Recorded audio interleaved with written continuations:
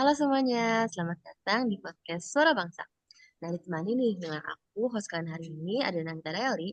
Aku bakal ajak teman-temanku nih untuk ngobrolin topik yang seru, yaitu visualisasi bangsa yang dapat menggugah rasa cinta tanah air dan bangsa. Nah, kalau biasanya nasionalisme itu identik itu sama upacara bendera, lagu wajib, atau teks-teks panjang nih dari buku pelajaran kita dulu-dulu. Nah, kali ini kita bakal bahas lewat kacamata visual, seperti gambar, film, desain, sampai konten digital.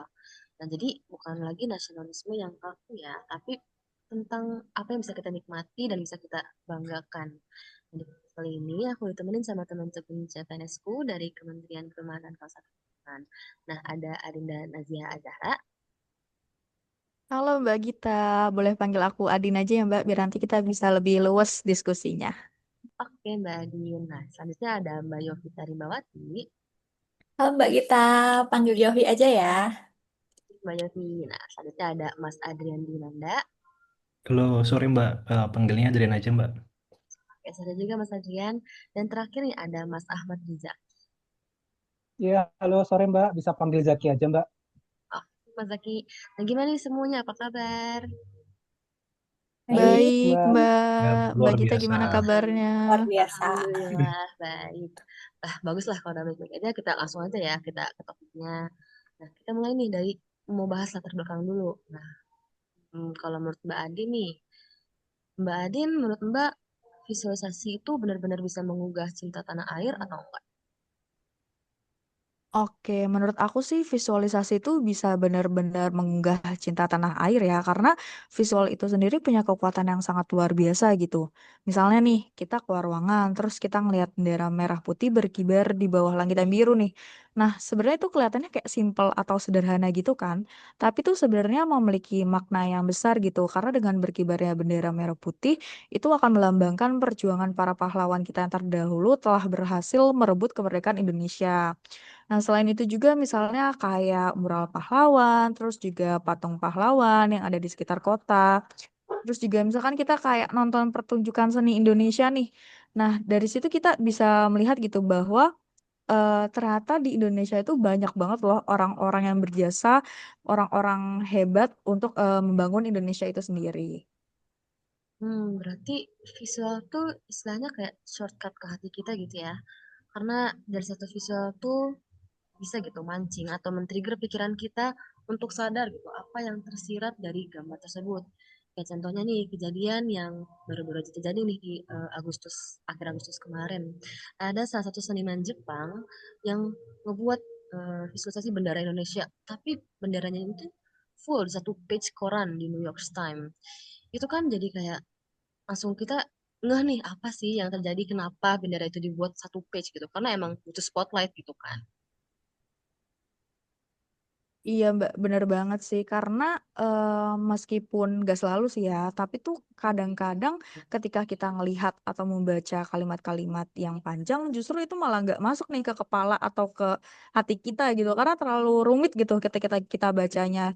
Dan juga kayak yang tadi Mbak Gita bilang ya, contohnya misalkan kayak ada gambar bendera merah putih gitu ditaruh di dalam satu halaman koran yang besar gitu, justru ketika orang lihat itu malah jadi eye catching gitu kan, malah jadi kayak oh kayaknya kita malah lebih bisa dapat maknanya tuh apa gitu. Nah, ini juga sebenarnya sama sih kayak yang tadi aku jelasin ya, terkait kayak misalkan kalau kita lihat mural pahlawan terus juga patung-patung pahlawan di sekitaran kota, dari situ kita bisa ngerasa kayak ya mereka lah gitu orang-orang yang berjasa dalam bangsa negara kita itu sendiri.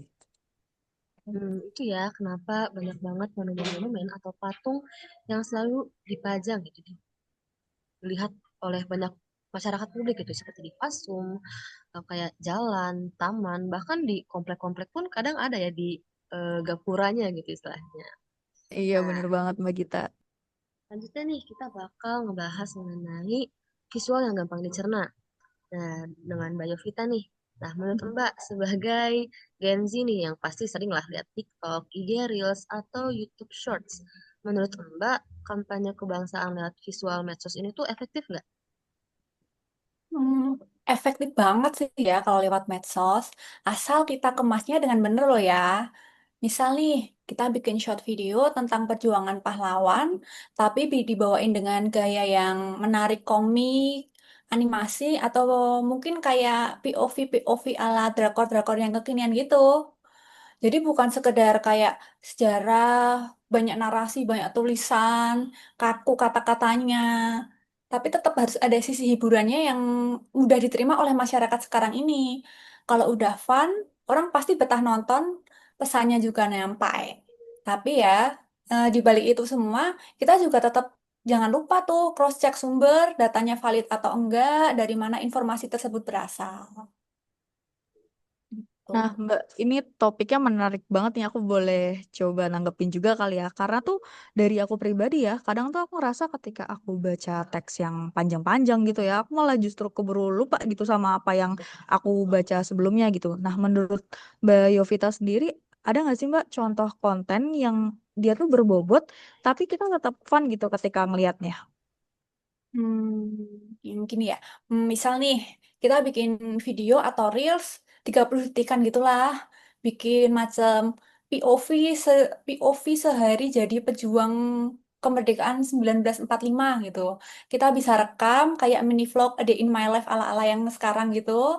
Dari kita bangun tidur, jalan tanpa alas kaki, makan makan bikin sendiri, masak sendiri seadanya di rumah, nggak jajan GoFood atau kemana gitu. Kan orang jadi bisa mikir kalau kita kayak bisa segampang ini tuh butuh perjuangan dari pahlawan-pahlawan kita terdahulu. Bener ya, menarik ya, lucu sih kalau Hmm. sampai kita lihat konsepnya kayak gitu gitu. Karena akan membuat kita berpikir apa sih yang dirasain sama pejuang-pejuang kita zaman dulu. Tapi ya tentunya pasti harus hati-hati ya. Kayak meskipun dengan kreativitas kita harus riset dulu. Jangan sampai sejarahnya tuh malah nggak sampai, nggak ada esensi dari sejarahnya. Takutnya tuh malah kesannya video itu tuh dianggap plesetin kah atau apa kah. Kan malah jadi bikin orang salah kaprah ya. Iya, bener-bener bener banget tuh. Makanya pentingnya kita bisa kayak riset dulu. Nggak cuman asal kreatif, asal FYP gitu. Kita harus riset dulu, terus tetap tanggung jawab dengan apa yang kita bikin. Kita sendiri juga harus tahu dan kita harus bijak dalam kita bersosial media itu. Karena tahu sendiri kan gimana informasi itu cepet banget kesebar sekarang. Sekalinya kita pencet tombol upload, udah sampai mana-mana tuh. Kita upload di TikTok, ntar tiba-tiba sampai di IG, di X, bahkan di YouTube. Bener ya, kadang orang-orang tuh banyak yang keburu pengen viral gitu, kebelet viral, tapi kadang lebih parah, malah kadang semacam buzzer atau kayak emang Iya, pengen benar. bikin rusuh ricuh kayak itu tuh Hmm. apa tuh provokator itu kita harus Iya. hati-hati ya. Hmm. Ya benar-benar benar. Jadi dalam bersosial media kita juga harus seimbang ya antara kita bikin pengen cepet naik tuh kita bikin fun, tapi tetap harus ada sisi edukatifnya juga. Biar apa yang kita bikin tuh bisa berguna dan bermanfaat buat para penikmat media sosial sekarang ini. Kayak kata Ibu Michelle Obama nih, dia pernah bilang, social media can be powerful weapon. Di balik kekuatannya yang powerful itu, kita dalam bersosial media juga kita harus bertanggung jawab buat tentang apa yang kita buat, tentang apa yang kita bikin dan kita sebarkan lewat media tersebut. Bener ya, jadi kayak senjata bermata dua gitu. Kadang ya itu bisa jadi hal yang baik, kadang enggak, jadi balik lagi kita harus Ya. bertanggung jawab ya dalam bersosial media ini. Nah, ini tadi kita udah bahas mengenai sosial media, juga udah bahas mengenai ya latar belakang gitu, mengenai eh, visualisasi kebangsaan ini. Nah, kita coba eh, prosek deh dalam bentuk dalam sisi akademiknya gitu. Nah, kalau dari Mas Adrian, dari sisi akademis tuh kenapa visual dianggap powerful untuk membangun nasionalisme? Iya, makasih ya Mbak Gita. Kalau kita bicara dari sisi akademis nih Mbak, menurut saya visual, dalam hal ini visual bangsa ya, itu berperan penting sebagai bahasa yang universal atau semua orang bisa memahami. Dan orang-orang itu kan cenderungnya lebih cepat paham eh, pakai apa yang dia lihat ya, dibandingkan apa yang dia baca, apa yang dia dengar gitu. Karena itu simbol visual selalu punya dampak emosional yang kuat dan lebih gampang nempel gitu di kepala. Dalam konteks ini, dalam konteks nasionalisme, visual tuh yang dimaksud di sini lebih ke bendera, lambang negara, pakaian tradisional, sampai bangunan-bangunan yang kita miliki di daerah-daerah gitu, yang bangunan-bangunan khas. Semuanya itu bekerja sebagai pengingat bahwa kita itu adalah sebuah bangsa yang besar, Nah, hal-hal tadi itu tuh yang tadi saya sebutin kan membuat identitas bangsa kita jadi nyata nih, bukan cuma sekedar konsep di kepala. Jadi kan teman-teman tahu nih kalau aku bilang Lambang Garuda itu gimana bentuknya, teman-teman juga pasti langsung paham kan, Lambang Garudanya kepalanya madep kemana, terus ada perisai di tengahnya, kayak gitu. Benar ya, itu seperti visual-visual ini nih yang sering kita lihat di mana-mana. Bentuk-bentuk ini yang mungkin bukan sering di mana-mana, tapi secara waktu ke waktu kita lihat. Tapi di kasus-kasus seperti apa sih Mas, si simbol-simbol bentuk-bentuk ini tuh bisa nempel di kita sebagai identitas bangsa? Kalau contohnya mungkin ya, ini sih dari kecil kita kan disuruh ikut upacara bendera tuh. Nah itu kan sebenarnya harapannya upacara itu bukan cuma sekedar ritual seremonial yang kita lakuin setiap hari Senin aja. Harapannya itu kita juga punya proses internalisasi nilai. Jadi kita dapat apa namanya itu rasa hormat terhadap bendera kita, terhadap negara kita, pendahulu kita, dan itu juga kita jadi punya kebanggaan dan kebersamaan dalam upacara itu. Selain itu, visual tadi itu juga punya sifat inklusif. Jadi anak-anak kecil yang belum bisa baca atau orang-orang dewasa dengan latar pendidikan yang berbeda tuh eh, sama-sama dapat memahami eh, pesan yang disampaikan melalui simbol. Jadi visual tadi itu menjembatani keberagaman masyarakat dengan cara yang sederhana tapi tetap kuat. Benar ya, berarti ini kayak universal experience lah. Karena aku pun waktu masih kecil, ya kan sampai sekarang sangat senang gitu ngeliat visual-visual yang menarik kayak langsung lah menarik mata gitu. Dan emang benar juga seperti yang kita alami dulu waktu masih kecil yang namanya sekolah, kita upacara atau belajar yang mempelajari lambang Garuda Pancasila, kita gambar ulang atau nggak perlu yang sekolah mungkin ya kayak zaman sekarang nih di paparan TV, poster atau di koran tuh ya akan berbekas ya di kita. Jadi bukan cuma sekedar indah visualnya, estetikanya, tapi masuk ke psikologis kita ya. Iya, benar banget tuh Mbak Gita. Jadi tadi kan misalnya kita tuh udah diajarin nih logo Garuda dari kita kecil kan ya. Begitu kita besar, kita punya paspor, terus kita lihat tuh logo Garuda di paspor pas kita mau keluar negeri. Itu kan bikin kita bangga juga walaupun sebenarnya itu kan cuma hal yang sederhana. Kita kayak punya rasa memiliki gitu atas negara kita sendiri. Gitu sih Mbak Gita paling dari saya. Sangat keren nih bahasan dari sisi akademisnya. Nah sekarang kalau teorinya udah kita bahas nih, gimana kita bahas aksi nyatanya? Kita sekarang ke Mas Zaki. Nah kalau dari Mas Zaki, kalau dari Mas sisi gerakan pemuda nih yang aktif ya, gimana sih caranya visualisasi bangsa ini tuh bisa digerakkan di lapangan?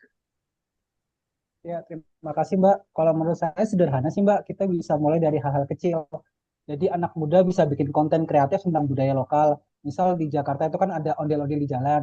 Jadi ondel-ondel itu nanti anak muda bisa membuat IG story atau konten tentang itu. Atau bisa juga Mbak dengan kita memakai batik di acara kantor lalu posting di media sosial. Atau bisa juga kita dengan merutinkan pakai batik ke kantor tiap Rabu. Jadi nanti ketika kita pakai batik tiap Rabu, lalu kita posting di media sosial dengan caption Selamat Hari Batik seperti itu. Bahkan mural di gang kampung itu juga bisa jadi kampanye nasionalisme, Mbak. Banyak juga ya. Bener sih, IG story ini tuh menurut saya kan ya udah banyak banget kepake ya. Bukan cuma sekedar bersosial media, tapi juga sebagai menyebarkan informasi gitu, menyebarkan menggugah rasa kebangsaan kita. Ini menurut aku nih emang bener ya, IG story itu bisa dimanfaatkan lebih lagi. Memang sudah terjadi juga sih sekarang. Tapi masih kadang-kadang ada ya konten-konten yang gak bener ya kadang. Nah, apalagi kalau ngomongin masalah mural.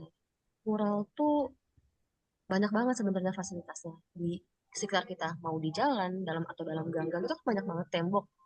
Tembok ini tuh ya sering kita lihat lah banyak nempelin iklan atau poster-poster pemilu, kampanye, atau bahkan sampai yang kurang bagus lah kayak coret-coret vlog berantakan. Nah, menurut Mas Zaki, gimana sih cara kita supaya nih coret-coret yang membuat daerahnya jadi kumuh tuh diganti gitu? Sama apa sih? Ya, Mbak, mungkin muralnya itu bisa kita ubah dengan mural tentang gambar pahlawan lokal atau kearifan daerah. Jadi waktu itu di kampung saya tuh ada mural peta Indonesia lengkap sama ikon daerah. Banyak orang akhirnya pada foto di situ Mbak karena muralnya itu menarik. Dan dari situ secara nggak sadar mereka tuh jadi ingat lagi sama kekayaan kebudayaan di Indonesia. Bener ya, apalagi budaya kita tuh sangat unik dan sangat enak dilihat gitu. Apalagi kalau salurkan dari lukisan. Apalagi sampai disebar ya, jadi edukatif juga gitu di share-share di Instagram. Daripada kayak ya yang personal branding kayak billboard itu kan mahal dan itu cuma sekedar digital. Ya, tidak mengurangi gitu ya digital, tapi eh, dengan adanya mural itu bisa jadi sarana gitu buat masyarakat masyarakat yang punya keahlian di bidang kesenian melukis misalnya itu kan disalurkannya dengan yang lebih baik lah gitu daripada coret-coret berantakan. Iya Mbak, bener banget. Dan yang penting Mbak, kita sebagai pemuda ini, kita jangan cuma nunggu pemerintah. Jadi pemuda harus berinisiatif, bikin karya visual yang positif.